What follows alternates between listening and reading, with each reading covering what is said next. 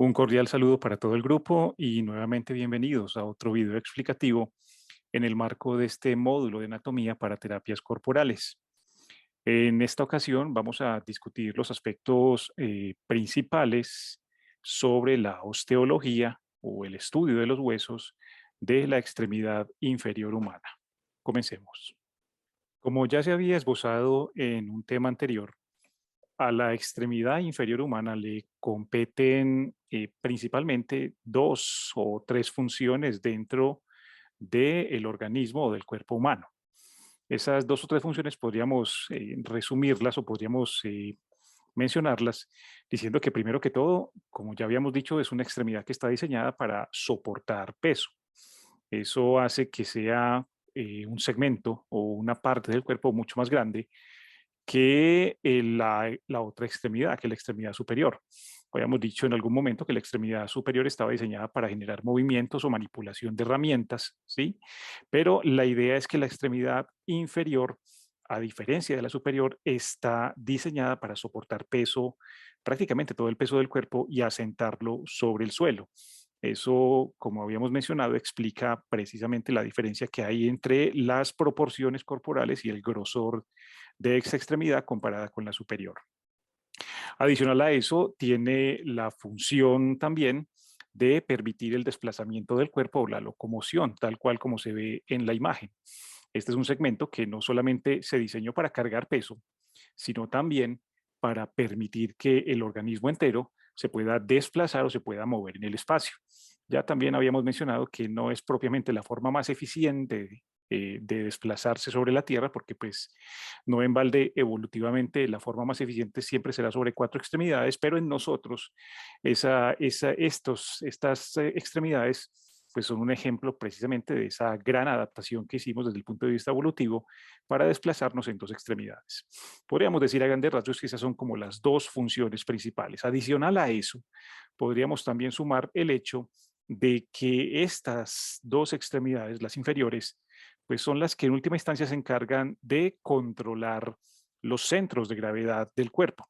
Es decir, de mantener el centro de gravedad, es decir, el punto donde la Tierra tiende a pegarlo a uno al piso, siempre en un punto tal o en una zona tal en la cual obviamente el organismo no se caiga. Es decir, si fuésemos a mencionar también esa función, podríamos decir que la extremidad o las extremidades inferiores en este caso se encargan del control de la gravedad o de mantener el centro de gravedad estable para que el organismo no vaya a caer al piso. Desde el punto de vista anatómico, en la extremidad inferior humana se van a reconocer tres zonas o tres segmentos principales que serán el muslo, el segmento que está contenido entre la región de la nalga o la región glútea y la rodilla, la pierna, que será el segmento contenido entre la rodilla y el tobillo, y obviamente el pie, que será el segmento más distal. Sin embargo, es común incluir dentro de los segmentos corporales o dentro de las regiones que se estudian anatómicamente hablando en la extremidad inferior, la región glútea, o las estructuras que están relacionadas con la región glútea e incluso la ingle y la pelvis, sin duda alguna. Es decir, si uno fuera a resumir, digámoslo, cuántas cosas o qué zonas tendría que estudiar para mirar toda la anatomía de la extremidad inferior, pues habría que incluir no solamente estas tres, el muslo, la pierna y el pie, sino también, como dijimos, parte o toda la pelvis, que realmente es una zona intermedia entre el tronco y la extremidad, y, como no, la región glútea o la región de la nalga. Esto sirve también para hacer la aclaración de que el término pierna no debe ser usado para referirse a toda la extremidad completa, como coloquialmente ocurre. La idea es que debemos reservar el término pierna solamente para referirnos a esta zona que es realmente la que desde el punto de vista anatómico se denomina pierna. Estos segmentos de la extremidad inferior que acabamos de describir están obviamente soportados o sostenidos por huesos, los cuales se pueden ver en la imagen, que como dijimos son grandes, bastante robustos, bastante fuertes y pesados por la función que tienen. Son, como se ve en la imagen, mayormente largos, ¿sí? Que eso pues es, digamos, lo que una constante en los huesos de las extremidades, pero como se ve también, hay otras zonas o huesos que pertenecen a otras clasificaciones. Vamos a mencionar inicialmente, como hicimos con la extremidad superior, cuáles son los huesos que se relacionan, o por lo menos el nombre en general, de los huesos que vamos a encontrar en la extremidad inferior. Inicialmente vamos a encontrar este hueso que está aquí, que vamos a denominar hueso coxal, también llamado hueso ilíaco. En segundo lugar, vamos a encontrar el hueso del muslo, que corresponderá, como probablemente muchas personas ya saben, al fémur. En tercer lugar, vamos a encontrar en la pierna los huesos, dos huesos, sería como el equivalente al antebrazo, que se denominarán fíbula o peroné, al que se ubica más lateral. De pronto el término peroné es mucho más común que el de fíbula. Y tibia, al que se ubica siempre de manera más medial. Y en la zona del pie, al igual que en la mano, que sería pues como el equivalente de la mano, vamos a encontrar tres zonas de huesos. Aquí en esta imagen no se discrimina muy bien, pero en su momento las estudiaremos, que se van a llamar tarso, metatarso y falanges. Hay que tener en mente que las proporciones o digamos la forma en que se estudia esta extremidad pues tiene mucho en común con la extremidad superior humana. De igual manera, acá, a diferencia del miembro superior, existe un hueso adicional que no tiene su equivalente en la zona del codo, en la zona de la extremidad superior que le correspondería, que va a ser la rótula, un hueso sesamoideo que está ahí, o la patela, como también se llama. Es posible o es, digámoslo, común encontrarlo con cualquiera de los dos nombres que estamos mencionando aquí. Sería el hueso de la rodilla. Vamos a coger entonces cada uno de ellos y mencionemos las características principales, así como, claro que sí, los reparos óseos que nos interesan en este caso. Al igual que ocurre con la extremidad superior, en la cual habíamos dicho en su momento que se unía al tronco de manera flexible a través de una cintura ósea, una estructura que denominábamos cintura escapular, en la extremidad inferior pasa un fenómeno similar, aunque con algunas diferencias. La extremidad como tal, la extremidad inferior, también está ligada al tronco, o está unida en este caso pues a la columna, a través de una cintura ósea, una estructura que denominamos normalmente cintura pélvica, que comparativamente con la cintura escapular, es decir, la de la extremidad superior, pues obviamente es mucho más rígida, pero también más fuerte, precisamente por la función que cumple precisamente la extremidad, la que mencionamos en un momento acerca de soportar el peso. De manera que lo que denominamos entonces cintura pélvica va a ser la estructura que va a estar uniendo la extremidad inferior al tronco, en este caso a la columna, y que va a estar formada, como se ve en la imagen, por el hueso que mencionamos ahorita, cuyo nombre es el coxal. De hecho, va a ser el primer hueso que vamos a estudiar antes de que mencionemos algunos de los detalles de los otros huesos. El coxal entonces forma la cintura pélvica y la unión de los dos coxales, de los dos huesos coxales a ambos lados, junto con el sacro por la parte posterior, va a ser lo que normalmente se conoce en anatomía con el nombre de anillo pélvico o pelvis ósea como tal. Cuando llamemos o hablemos más bien del término pelvis ósea, estaremos hablando entonces de la reunión de los dos huesos coxales junto con el sacro. Y es importante hacer la aclaración de que el término pelvis ósea debe diferenciarse muy bien de lo que normalmente se conoce con el nombre de simplemente pelvis o cavidad pélvica. La cavidad pélvica, desde el punto de vista anatómico, pues va a corresponder a esta cavidad que está contenida, ya veremos en qué parte en el límite, pero que está contenida entre los dos coxales, claro. Pero el término pelvis ósea, como acabamos de decir, o anillo pélvico, corresponderá solo a estas zonas formadas por los dos coxales y el sacro, que en última instancia, como dijimos, o empezamos este segmento, es o son las que van a unir la extremidad inferior al tronco. En esta imagen tenemos una vista comparativa de las dos cinturas pélvicas o de la cintura pélvica de una mujer y de un hombre. La imagen o lo que se busca con esta comparativa es entender que la cintura pélvica y la pelvis como tal, pues cumple las funciones que mencionamos de unir la extremidad inferior al tronco, claro, a la columna, pero adicional a eso tiene unas funciones importantes, sobre todo particularmente desde el punto de vista reproductivo en las mujeres. No en balde, pues es precisamente la cavidad pélvica, es decir, la cavidad que queda contenida entre la cintura pélvica, la que permite el paso del feto a través del canal del parto para que ocurra el nacimiento en los humanos. Esa es una de las razones o la razón principal por la que precisamente la forma y las proporciones anatómicas de la pelvis femenina pues es diferente a la de la pelvis masculina. La pelvis masculina, como se puede ver en esta imagen, es mucho más tosca y la cavidad pélvica en este caso es mucho más estrecha porque pues no está diseñada precisamente para esa función reproductiva como sí ocurre en la pelvis femenina. Aquí tenemos nuevamente una visión del anillo pélvico o de la pelvis ósea o la cintura pélvica. Y vamos a comenzar con el estudio entonces en detalle de el hueso coxal o hueso ilíaco. Utilizamos esta imagen inicialmente gracias a que es tridimensional y permite observar la estructura por varios lados para entender la anatomía del hueso coxal o del hueso ilíaco. La razón es que es frecuente que cuando uno está viendo el hueso solo, desarticulado de las otras estructuras, pase algo parecido a lo que pasaba con la escápula y es que uno se puede desorientar. Aquí como se está viendo, por lo que hemos dicho y por lo que hemos visto en la parte anterior de esta animación, se va a ver el coxal por las distintas caras. Particularmente vamos a estudiarlo de manera inicial por la cara medial o por la cara que mira pues hacia el plano medio. Aquí podemos ver entonces al hueso ilíaco o hueso coxal. Es importante no confundirlo con coxis, que como se imaginarán es otra cosa completamente distinta. Este es el aspecto que tiene el coxal por la cara interna o por la cara medial, es decir, la cara que mira hacia la pelvis o la cara que está articulada, digámoslo así, con el sacro. En general, el coxal es un hueso irregular, como se puede apreciar en la imagen que están viendo en pantalla. Y normalmente el coxal está hecho, aunque es un solo hueso en los adultos, cuando ya pues el cuerpo termina la fase de crecimiento, lo normal es que se forme por la coalescencia o por la conjunción de tres huesos distintos que se siguen reconociendo, cuyos segmentos se siguen reconociendo en el hueso ya formado.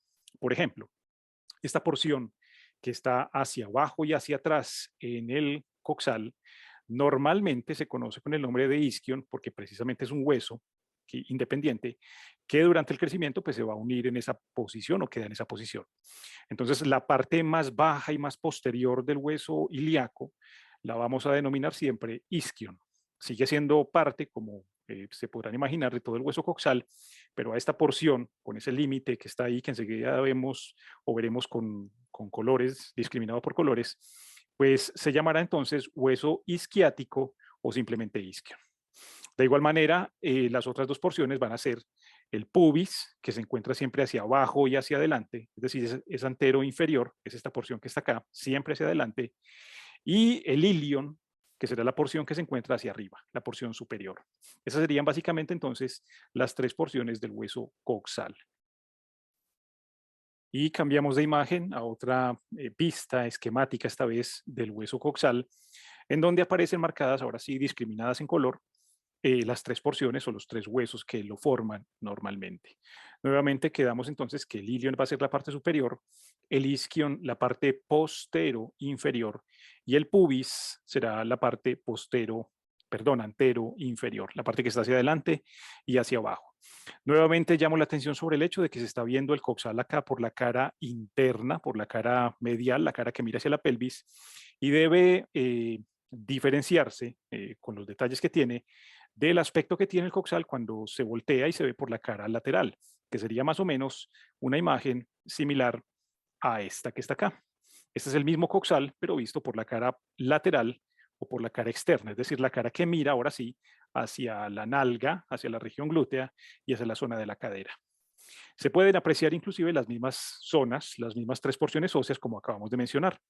Vemos el ilion en la parte de arriba, vemos el pubis en la parte antero inferior, es decir, hacia adelante y hacia abajo, y vemos el isquion hacia la parte postero inferior, es decir, hacia atrás y hacia abajo. Aquí quedan pues bien discriminadas las tres porciones. Y nuevamente es importante resaltar, como veremos enseguida, algunos del aspecto característico que tienen. Es bien distinto el aspecto, la forma o la apariencia que tiene el hueso coxal por la cara lateral a cuando se aprecia por la cara interna o por la cara medial. Siendo el mismo coxal derecho, pues es importante que se aprenda a reconocer porque utilizaremos estas imágenes para reconocer los reparos óseos principales. Entre los reparos óseos más relevantes que tiene el hueso coxal van a estar los siguientes. Inicialmente, en la parte del ilium, por la cara medial, se deberá reconocer este borde que está hacia la parte superior, que como aparece marcado aquí en la imagen, se denominará cresta ilíaca o cresta del hueso ilíaco. Es un punto de referencia muy importante porque normalmente es palpable en una persona viva, se palpa completamente en sentido anteroposterior y servirá, como acabo de decir, de punto de referencia.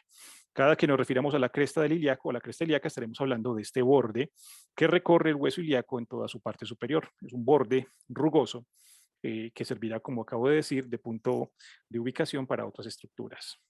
Un detalle importante con esta cresta del ilíaco es que cuando vamos hacia la parte anterior, se ve que termina en una prominencia o en una especie de pico. Ese pico normalmente recibe el nombre de espina ilíaca antero superior por la ubicación que tiene. No debe olvidarse aquí que estamos viendo la cara medial y que la parte de adelante del cuerpo, la parte anterior, será esta zona que estoy marcando. Esta espina entonces será la espina ilíaca antero superior. Y hacemos énfasis en el hecho de que es anterior y sobre todo superior, porque si yo sigo el límite del hueso coxal hacia abajo, voy a encontrar que aparece otra pequeña prominencia, o otro pico, otra rugosidad en el hueso coxal, otra elevación, que también recibirá el nombre de hecho de espina ilíaca, pero en este caso será antero inferior. Es decir, sigue estando hacia adelante, pero va a estar por debajo del nivel de la que acabamos de mencionar. Entonces, nuevamente la cresta ilíaca, que será todo el borde superior, muy importante como punto de referencia, y hacia la parte de adelante veremos que queda rematado en la espina ilíaca antero superior y por debajo de esta la espina ilíaca antero inferior. El mismo hueso coxal o la misma cresta ilíaca, más bien cuando yo la sigo hacia atrás, va a ser algo similar en la parte posterior. Como se puede ver en la imagen, termina en una prominencia también posterior que recibirá el nombre de espina ilíaca postero superior o posterior superior, como aparece escrito aquí. Y de igual manera, si sigo el límite o el borde hacia abajo, se va a ver que hace otra pequeña elevación en la parte más baja. Esta será, siguiendo la misma lógica de adelante, la espina ilíaca postero inferior. Nuevamente, la cresta ilíaca hacia adelante termina en una prominencia y abajo otra, espinas ilíacas anteriores, superior e inferior, y hacia atrás en las espinas ilíacas posteriores, superior e inferior. Los 4 puntos son puntos de referencia anatómico y sobre todo no solamente para la anatomía de superficie, sino como se podrán imaginar para la inserción de estructuras musculares que se estudiarán más adelante. Como decíamos hace un instante, la cresta ilíaca y 2 de esas espinas ilíacas que acabamos de mencionar son puntos de referencia anatómicos importantes para la superficie del cuerpo. En esta imagen, por ejemplo, en el que vemos la parte inferior del abdomen femenino, se puede apreciar de hecho la cresta ilíaca o parte de la cresta ilíaca. Se aprecia esta silueta que voy a tratar de marcar con el puntero para hacer referencia a lo que estábamos diciendo ahorita, y es que la cresta ilíaca puede ser palpable en toda su extensión. Si se pusiera una mano aquí o un dedo, se podría palpar tranquilamente toda la extensión de la cresta del ilíaco, desde adelante hacia atrás.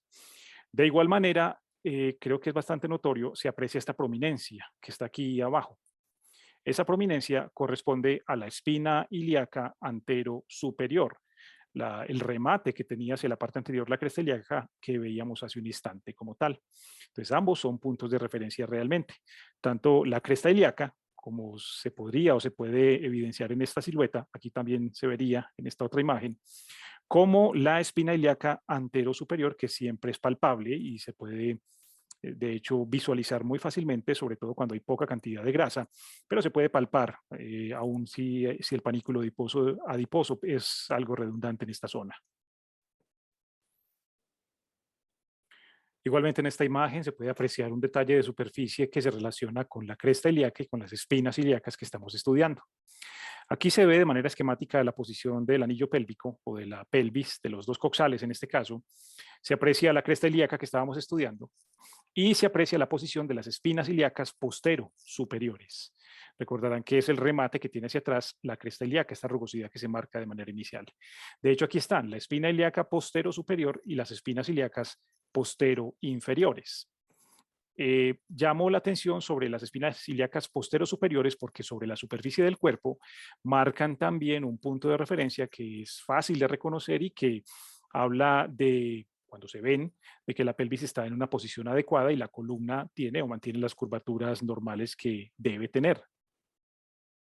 Se trata de los hoyuelos de Venus o de los hoyitos de Venus, que es un rasgo anatómico muy visible o característico en la parte posterior del torso.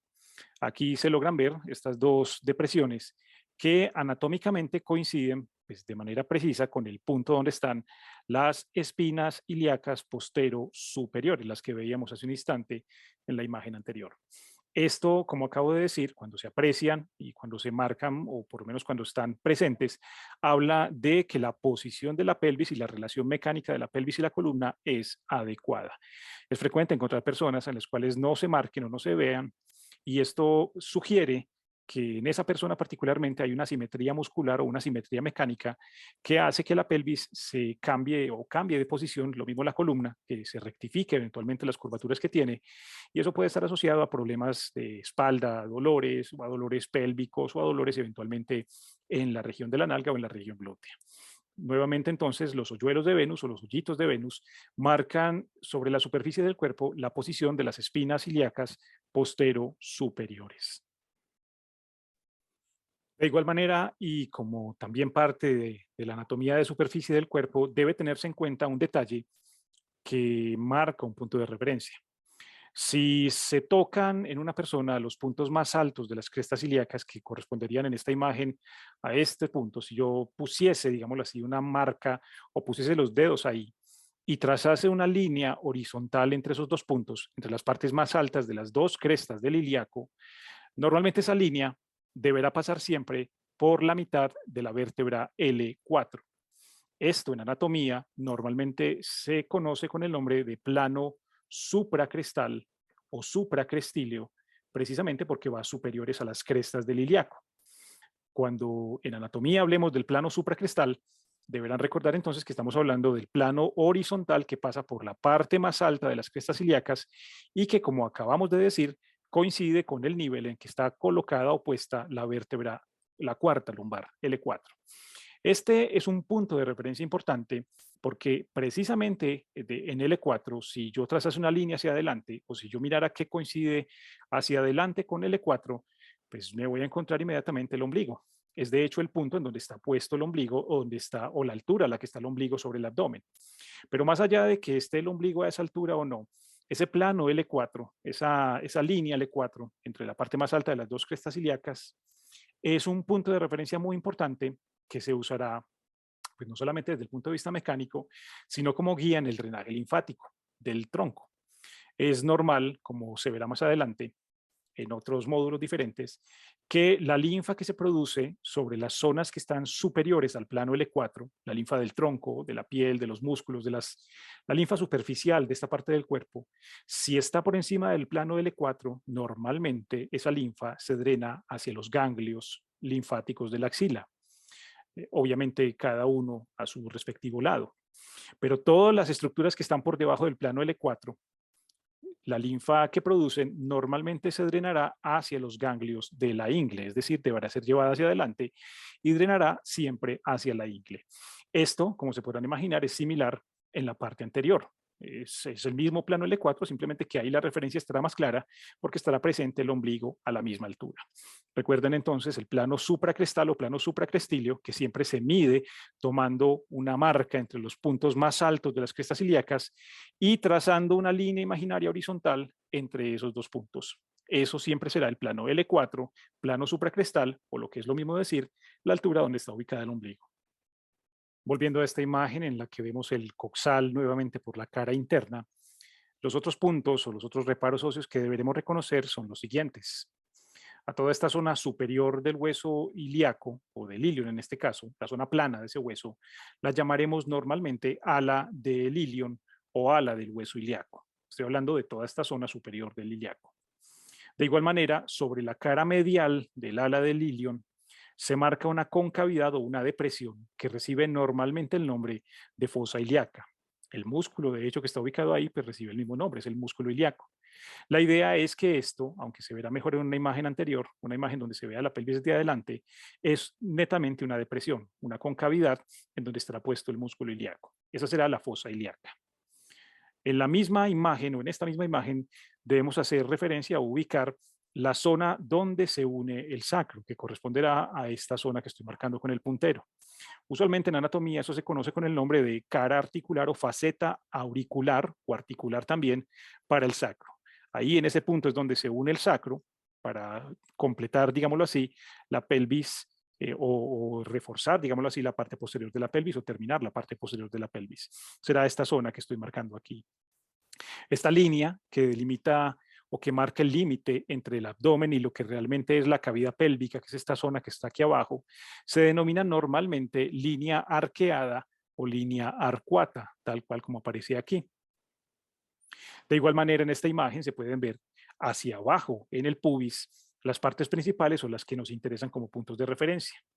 En el pubis, que dijimos que es la zona antero-inferior o la porción antero-inferior, vamos a reconocer inicialmente las dos ramas, que serán la rama superior, esta porción que desciende del pubis, y la rama inferior del pubis, que también se llama rama isquiopúbica, porque está en contacto con el isquion, que será básicamente esta que está acá.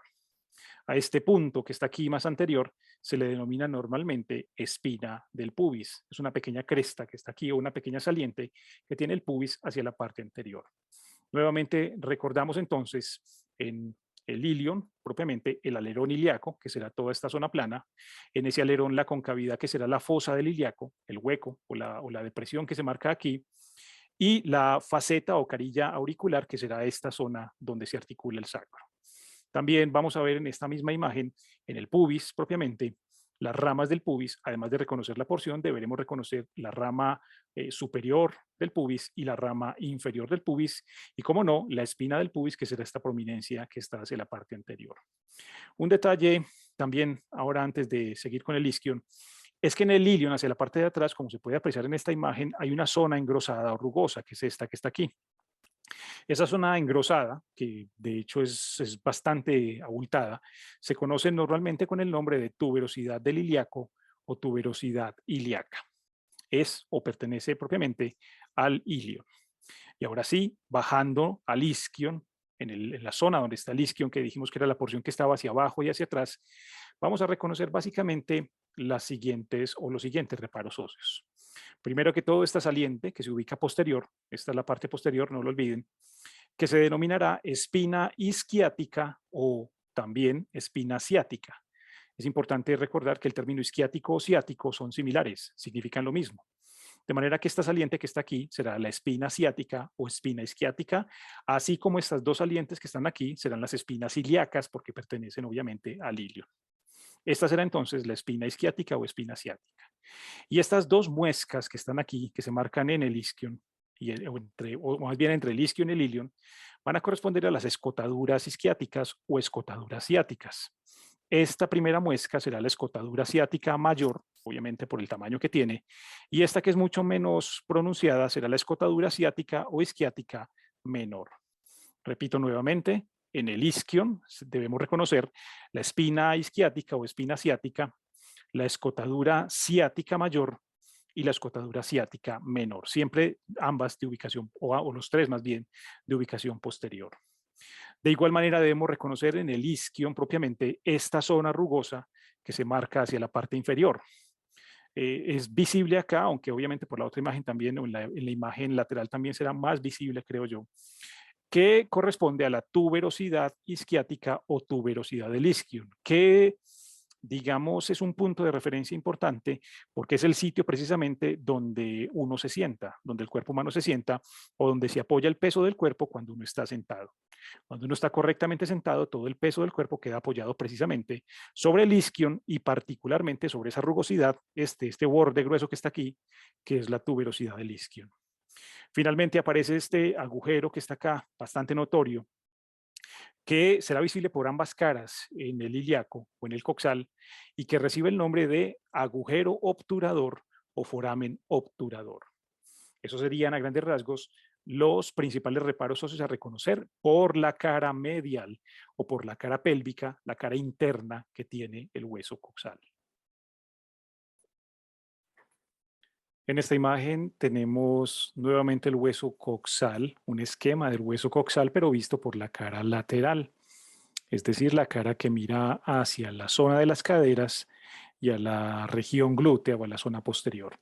Es importante hacer la aclaración. Esta es la cara anterior, esta es la zona anterior. Aquí estaría la parte de adelante del cuerpo. Y aquí estaría la zona posterior o la región glútea como tal. En esta imagen del coxal derecho, pues además de las tres porciones que ya se reconocen, que aparecen discriminadas en color, podemos, a modo de repaso, reconocer lo que ya vimos en la cara medial. Por ejemplo, la presencia de la cresta ilíaca, que es este borde que está acá, con las respectivas espinas que mencionamos. La espina ilíaca anterosuperior, la que se palpaba por delante, la espina ilíaca anteroinferior, la espina ilíaca posterosuperior, que corresponde a los hoyitos o hoyuelos de Venus, la espina ilíaca posteroinferior. Vemos también la espina isquiática o espina ciática, como también se llama, la escotadura ciática mayor, la escotadura ciática menor. Vemos en esta imagen mucho mejor que en la imagen anterior la tuberosidad del isquion, que es este engrosamiento que está aquí, donde dijimos que se apoyaba el peso del cuerpo donde uno se sentaba. Vemos el pubis con sus dos ramas, la rama ascendente, la rama superior y la rama inferior. Vemos la espina púbica y el foramen obturador. A grandes rasgos es como lo que se veía o lo que coincide con lo que habíamos estudiado en la imagen de la cara medial. ¿Qué hay de nuevo para reconocer en esta proyección o en esta cara? La primera cosa nueva o que no se ve por la cara medial corresponde a estas rugosidades que se marcan en la cara externa. En esas rugosidades es donde están unidos normalmente los músculos glúteos, los tres músculos glúteos del cuerpo, a cada lado, razón por la cual esas rugosidades reciben el nombre de líneas glúteas. Cada una tiene su propia nomenclatura, pero en términos generales, para efectos prácticos, las vamos a dejar simplemente con el nombre de líneas glúteas. Para recordar entonces, son los puntos donde se unen los músculos glúteos. También vemos esta pequeña rugosidad que se marca sobre la zona casi superior a la cresta ilíaca, digámoslo así, que es un engrosamiento que normalmente recibe el nombre de tubérculo ilíaco. Es importante no confundir el tubérculo ilíaco, que sería este engrosamiento que se marca aquí en la zona antero superior de la cresta ilíaca, con la tuberosidad del ilíaco, que es la rugosidad que estaba hacia la parte de atrás. Es diferente la tuberosidad, que es un engrosamiento, al tubérculo, que tiene más un aspecto de saliente, digamos así, de esa manera. También es muy importante reconocer en esta cara externa el acetábulo, que es esta cavidad que se ve o que es bastante evidente en esta proyección. El acetábulo que está formado por las tres porciones o los tres huesos que forman el coxal, es el sitio donde el hueso fémur, que corresponderá al hueso del muslo, se articula o se encaja en este punto, exactamente en esa cavidad, es donde va a estar engastada o encajada la cabeza del fémur para formar la articulación de la cadera como tal, o articulación coxofemoral. A la cavidad entonces la llamaremos acetábulo. A continuación vamos a revisar los principales reparos óseos del hueso fémur, que corresponde al hueso del muslo. Este hueso, el fémur, es en términos generales, podríamos decir que es el equivalente al húmero en el brazo o en la extremidad superior. Es el hueso, es el único hueso que está en este segmento proximal de la extremidad. Tiene como características importantes que es el hueso más grande y más largo y más pesado que tiene el cuerpo humano, pues precisamente por la adaptación que decíamos que tenía la extremidad inferior. Este es el hueso más grande que tiene el cuerpo humano.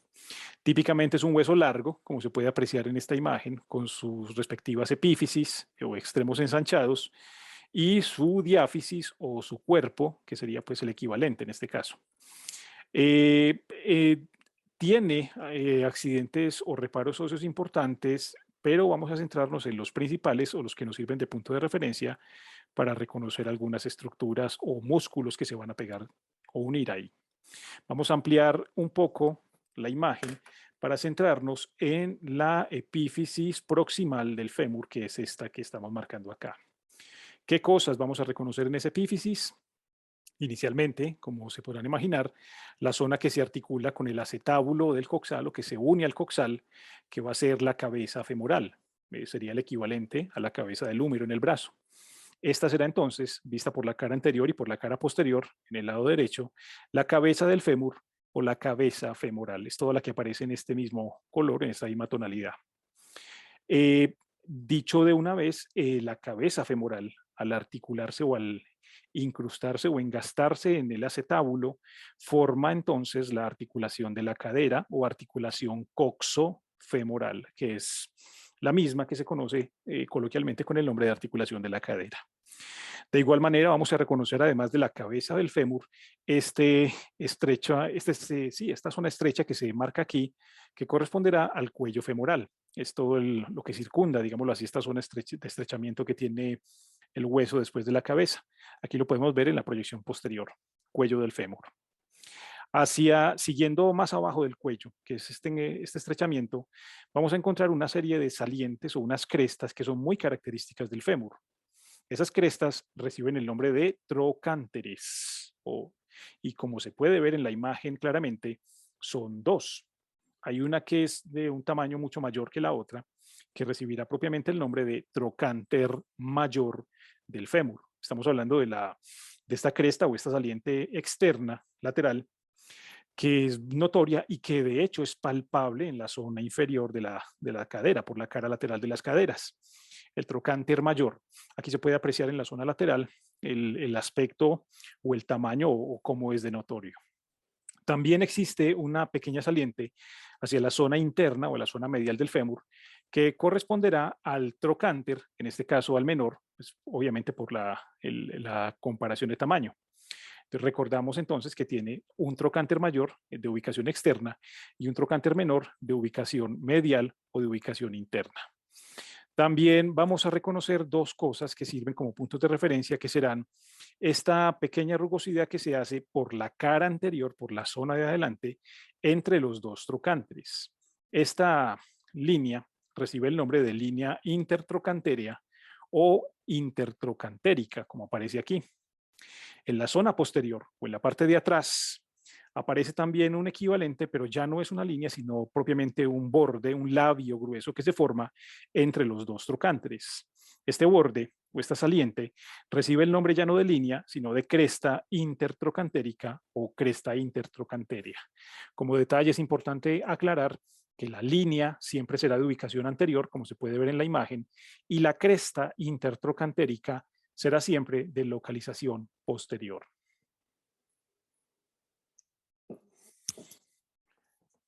Con respecto a la diáfisis del fémur o el cuerpo del fémur, realmente no hay muchos reparos óseos que describir, excepto dos zonas que se marcan en la zona posterior, en la cara posterior de la diáfisis. En la parte anterior del cuerpo, pues como se puede ver en la imagen, es prácticamente lisa, pero en la zona posterior sí hay unas rugosidades o unas zonas que vale la pena describir por los que son puntos de inserción muscular. Primero que todo, vamos a hablar de esta rugosidad proximal que se marca por debajo de la cresta intertrocantérica y que recibirá el nombre, como aparece aquí en la imagen, de tuberosidad glútea o tuberosidad del glúteo. La razón, como se podrán imaginar, es porque ahí también se une uno de los músculos glúteos o parte del glúteo mayor que estudiaremos más adelante. Esta zonita entonces va a ser o va a corresponder a la tuberosidad glútea. De igual manera, si se sigue la misma tuberosidad glútea, siempre por la parte posterior de la diáfisis del fémur, vamos a ver una rugosidad que recorre longitudinalmente todo el hueso, hasta estas zonas inclusive distales. Se conoce normalmente en anatomía con el nombre de línea áspera del fémur. A grandes rasgos, esos serían como los dos reparos óseos principales para reconocer sobre el cuerpo o sobre la diáfisis del fémur, la tuberosidad del glúteo y la línea áspera del fémur. En la zona distal del mismo hueso, pues si bien también existen algunos reparos, los más relevantes o los que más debemos reconocer van a ser inicialmente estos dos cuerpos esféricos que se marcan hacia las zonas laterales y mediales. Reciben en general el nombre de cóndilos del fémur y según su ubicación, como se podrán imaginar, pues habrá un cóndilo lateral o un cóndilo externo, este abultamiento, este círculo, esta zona circular que se marca aquí, y un cóndilo medial que corresponderá a este abultamiento circular que se marca hacia el plano medio, hacia la zona interna.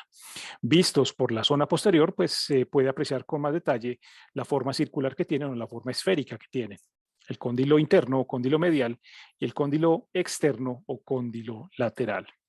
También habría que mencionar la depresión que se hace entre los dos cóndilos que recibe el nombre de precisamente de fosa intercondilia y que sería el equivalente, sin ser lo mismo, a la fosa olecraniana que tiene el húmero en la parte posterior distal.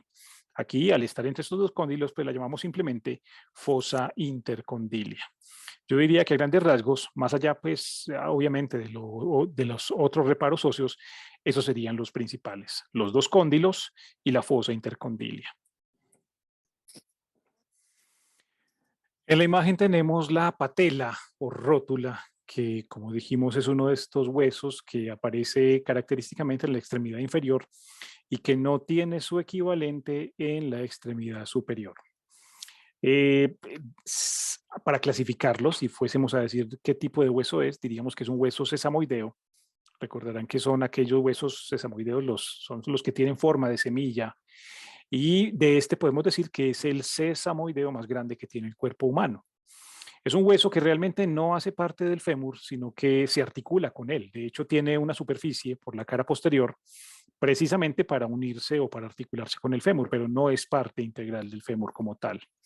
Un hueso circular, podríamos decir, aunque tiene un aspecto levemente triangular, en el que vamos a reconocer una base que se ubica siempre de manera proximal y un vértice o una punta que se ubicará siempre de manera distal.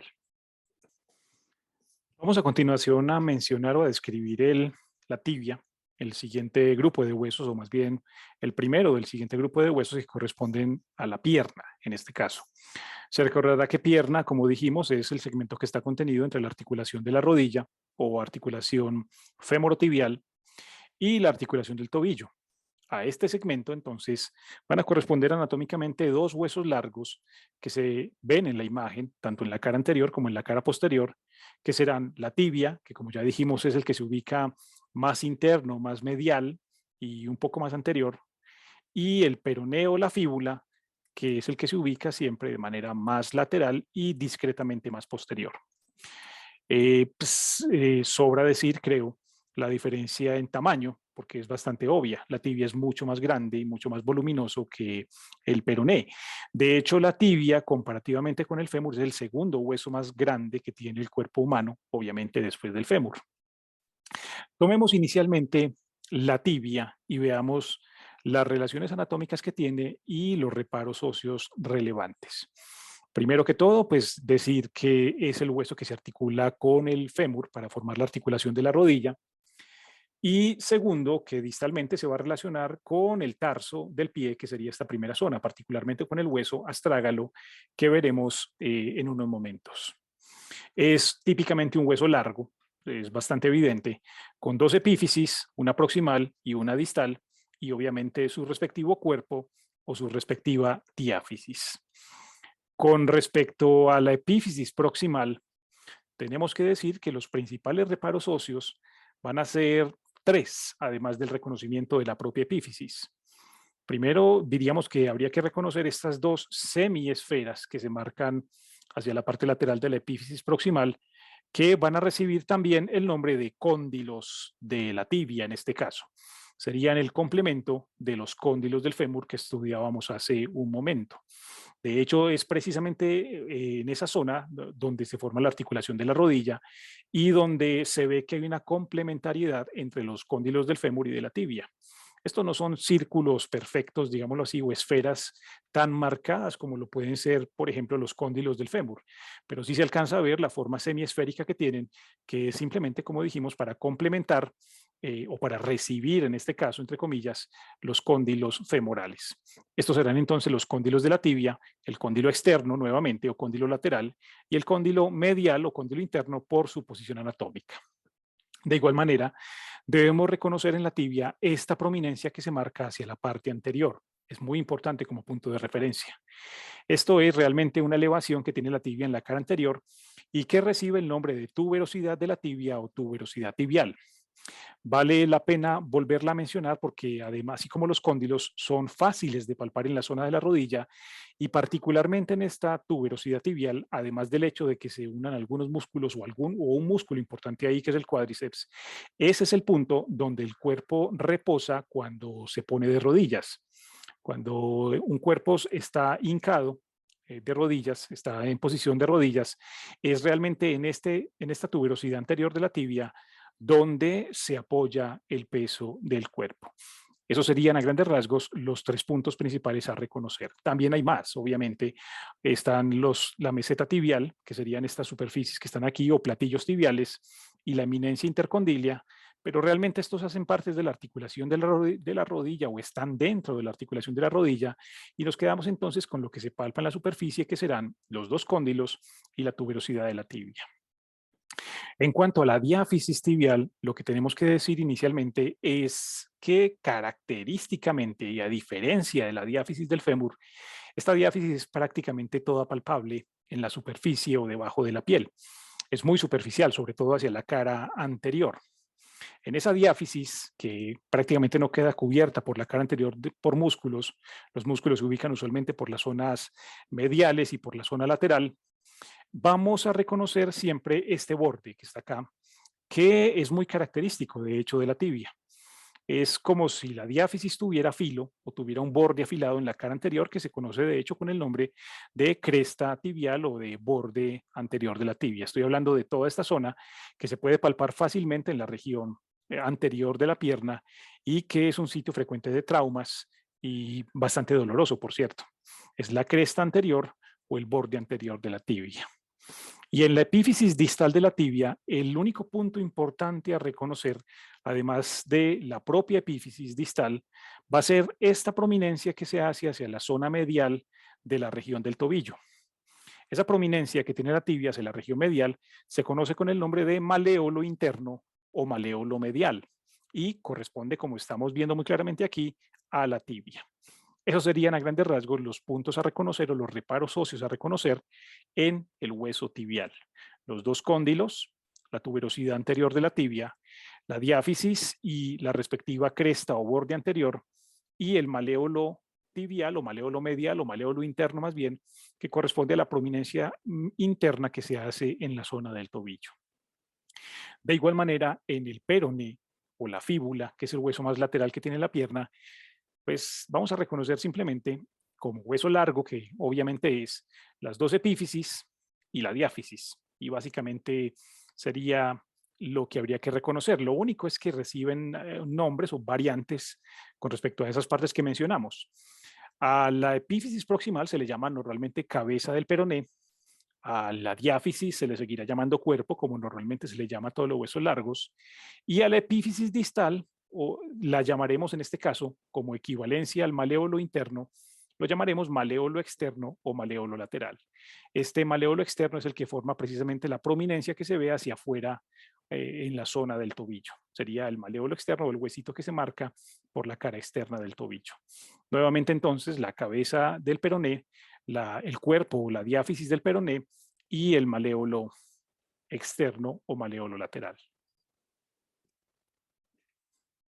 Y llegamos finalmente al segmento más distal que tiene la extremidad inferior que corresponde al pie. Este segmento, que como se podrán imaginar es el equivalente de la mano, pues a semejanza de esta va a tener también tres zonas de huesos o tres segmentos óseos. Aquí en esta imagen podemos apreciar de hecho el primer segmento óseo que corresponderá a esta región que estoy señalando con el puntero y que normalmente se llama tarso a la región completa y a cada uno de los huesos que la conforman lo denominamos huesos tarsianos. En segundo lugar, tenemos una región intermedia que corresponde a esta zona de huesos largos que se denomina metatarso y de igual manera a cada uno de los huesos que la está formando, pues los denominaremos metatarsianos. Y finalmente las falanges, que serán los huesos de los dedos. Es muy semejante a la mano, simplemente variando los nombres o los o la nomenclatura pues, que utilizamos para referirnos a cada zona. En esta imagen estamos viendo el pie derecho por dos caras, tanto desde arriba, por la cara superior, como por la cara plantar. es importante aclarar que la articulación del tobillo y que la tibia propiamente va a estar unida a este hueso que estoy señalando con el puntero. En posición anatómica, pues obviamente no se verá de esta manera porque en posición anatómica esta zona queda mirando hacia el frente, pero utilizamos estas proyecciones para poder entender mejor el nombre de los huesos que vamos a enumerar o que vamos a describir a continuación. Vamos inicialmente con el tarso. El tarso del pie está formado por 7 huesos cortos e irregulares que si lo fuésemos a comparar con la mano, pues sería el equivalente del carpo. Obviamente los huesos acá son mucho más grandes, por lo que ya esbozamos al principio, y es que esto, a diferencia de la mano, que es un segmento anatómico que está diseñado para manejar herramientas, el pie es un segmento anatómico que está diseñado para soportar peso. Es de hecho una plataforma de sustentación del peso. Por eso los huesos son mucho más grandes que los del carpo. En el tarso, los 7 huesos son fáciles de distinguir, pero para poder ubicarlos vamos a utilizar 2 puntos de referencia iniciales que pienso yo que reconociéndolos claramente, pues nos permiten con más facilidad nomenclarlos o reconocer cada uno de ellos. Inicialmente, el primer hueso que siempre, como sugerencia, debe reconocerse en el tarso, porque nos permite ubicar a otros, va a ser el hueso que forma el talón. Este que estamos viendo tanto por la cara superior como por la cara inferior o por la región plantar. Este hueso se denomina calcáneo y como acabamos de decir, no solamente es uno de los huesos más grandes del tarso, sino el más grande, sino que es precisamente el hueso que forma el talón o uno de los puntos de apoyo del peso del cuerpo sobre el suelo. Es fácil de reconocer y creo pues que no representa mayores dificultades para saber cuál es en cualquier proyección anatómica. También es importante reconocer este hueso que, como dijimos hace un instante, es el que se articula o se une a la tibia para formar la articulación del tobillo. Este hueso que está aquí, que aquí de pronto en la cara plantar queda escondido, porque pues claro, obviamente está hacia arriba, es el que se conoce con el nombre de talus o simplemente astrágalo, como normalmente se conoce. Esos 2 huesos que son, o que están entre los, o que son los 2 más grandes que tiene el tarso, diría yo que son los que siempre debemos reconocer inicialmente para poder nomenclar los otros huesos. ¿Por qué razón? Porque habiendo reconocido el calcáneo y el astrágalo, pienso yo que se facilita mucho el reconocimiento de los otros, del resto de los huesos tarsianos como tal. ¿De qué manera? Pues simplemente reconociendo el calcáneo, se va a recordar siempre que distal al calcáneo va a haber otro hueso, siempre por la cara lateral del pie, cuyo nombre también comienza con C, así como el calcáneo. Ese hueso será el cuboides, que corresponde a este hueso que estamos marcando, que estamos señalando con el puntero y que aparece aquí claramente nombrado. Después del calcáneo, con C, encontraremos entonces el cuboides siempre de manera más distal. De igual manera, reconociendo el astrágalo, el que forma la articulación del tobillo junto con la tibia, vamos a recordar entonces que después del astrágalo, es decir, distal al astrágalo, vamos a encontrar este hueso que también recibe el nombre de navicular o, lo mismo que en la mano, escafoides. Son 2 nombres que se usan para referirse a ese hueso. Siempre, como norma, lo vamos a encontrar después del astrágalo o después, o distal más bien, al astrágalo, en relación con el primer dedo del pie o con el dedo gordo del pie. Ahora bien, si reconocemos el calcáneo, el cuboides, el astrágalo y el escafoides, ya llevamos 4 huesos reconocidos de los 7 que forman el tarso. Nos quedarían faltando 3 huesos. Esos 3 huesos que completan la serie del tarso van a ser estos 3 que quedan metidos en el espacio que hay entre el cuboides y el astrágalo. Se corresponden más bien o están relacionados, de hecho, con los primeros 3 metatarsianos o con los primeros 3 dedos. Estos huesos tienen una particularidad y es que aquí en esta imagen de pronto no es fácil de apreciarlo, pero cuando se ven de perfil parecen triángulos invertidos y esa es la razón por la cual se denominan simplemente cuñas del pie o como aparece en esta imagen, huesos cuneiformes, que significa exactamente lo mismo, con forma de cuña. Es común entonces a estos huesos llamarlos las cuñas del pie, a este y a este, o a estos 3 vistos por la cara plantar, o simplemente los huesos cuneiformes. Y el nombre que recibe cada uno de ellos deriva obviamente de la posición anatómica que tienen. Si partimos de la base de que este es el plano medio del cuerpo, Pues entonces a este primer cuneiforme o a esta primera cuña la llamaremos entonces cuña medial o cuña interna. De la misma manera, esta que está acá será la cuña lateral o la cuña externa, también llamada tercera cuña o tercer cuneiforme. Y el que queda en la mitad, el que queda contenido en la mitad, como se podrán imaginar, se va a llamar segundo cuneiforme o cuña intermedia. Es válido hablar entonces de la primera cuña, la segunda cuña, la tercera cuña, o también el primer cuneiforme, el segundo cuneiforme, el tercer cuneiforme, o simplemente cuña medial, cuña intermedia y cuña lateral del pie. Esos serían los 3 huesos que nos faltarían para formar entonces el conjunto de los 7 huesos del tarso. Ahora bien, en el metatarso vamos a encontrar una nomenclatura y una disposición parecida a la de la mano, a la del metacarpo de la mano. La única diferencia o la única aclaración que habría que hacer aquí es que la posición del dedo número 1, del dedo gordo, a diferencia de la mano, es al contrario. Si se recuerda, en la mano, el dedo gordo pues tiene una posición lateral. En el pie, por el contrario, la posición del dedo gordo, que correspondería también al dedo número 1, va a ser medial o mirando hacia el plano medio. Sería la única diferencia. De resto, la nomenclatura es igual. Es decir, este dedo, el dedo gordo, será el primer dedo del pie, también llamado dedo hallux, como normalmente se conoce. Si este es el primer dedo, pues entonces simplemente es cuestión de nomenclar los otros según el número que les corresponde por la posición. Este será el segundo, el tercero, el cuarto y el quinto dedo. Y hago estas salvedades porque los metatarsianos, como se podrán imaginar, están llamados o nomenclados más bien de la misma manera. Este será el primer metatarsiano, el segundo metatarsiano, el tercero, el cuarto y el quinto metatarsiano, tal cual como se nomenclan los dedos.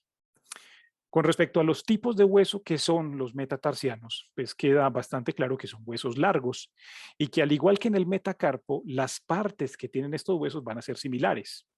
Lo que quiero decir es que cada uno de los metatarsianos, sin importar cuál sea, tendrá siempre una base, un cuerpo y una cabeza, muy similar a como pasaba, como dijimos, con los metacarpianos. Base, cuerpo, cabeza, base, cuerpo, cabeza, base, cuerpo, cabeza, y lo que tendría que hacer uno simplemente es ubicar el metatarsiano del cual estamos haciendo referencia o al cual estamos haciendo referencia en determinado momento. Con las falanges de los dedos pasa exactamente lo mismo que con las falanges de los dedos de la mano. En el pie, el primer dedo tendrá solamente 2 falanges y el resto de los dedos tendrán 3 falanges. Queda claro, aunque de pronto aquí en ciertas zonas del pie no es tan visible, que las falanges, al igual que en la mano, son huesos largos. Y al ser huesos largos, pues tendrán una base, un cuerpo y una cabeza. Simplemente que hay que tener como la particularidad o tener en cuenta el rasgo de que estos huesos tienden a ser mucho más pequeños porque pues, el pie es una superficie de sustentación y no está diseñado, como dijimos, para manejar herramientas. La cuestión es que en donde se pueda reconocer, en las falanges que se puedan reconocer, podremos reconocer la base, el cuerpo y la cabeza, aunque en estas falanges pues quede un poco difícil reconocer esas partes, pero seguirán siendo llamadas falanges. La nomenclatura de cada uno de estos dedos depende, como en la mano, de la posición. De manera que en el dedo número 1, en el hallux, esta será la falange proximal y esta será la falange distal.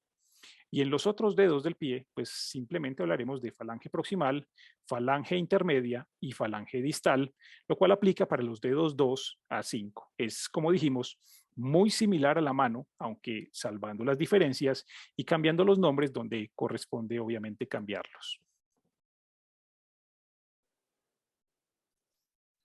Y de esta manera, y esperando que lo que describimos y lo que comentamos con respecto a los huesos de la extremidad inferior haya quedado claro, damos entonces por terminado este video explicativo y pasamos entonces al siguiente tema.